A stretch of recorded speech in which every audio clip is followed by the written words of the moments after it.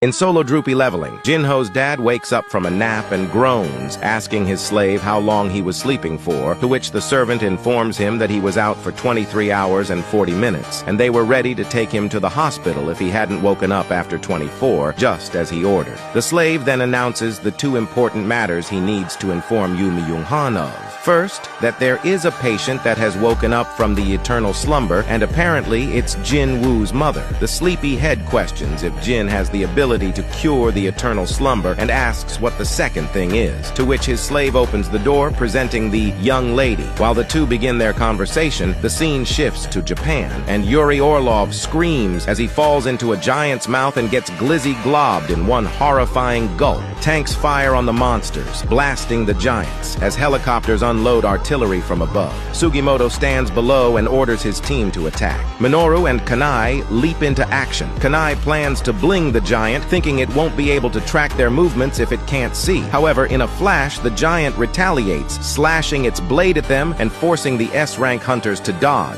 Kanai is stunned, unable to comprehend how such a massive creature could move so quickly, while a helicopter flies above the terrible scene, reporting live from Tokyo. Jin Woo watches the devastation in Japan unfold on TV, while thinking that at this rate it may be like Jeju all over again. Jin thinks he should hurry to help when a familiar voice says, "Don't go."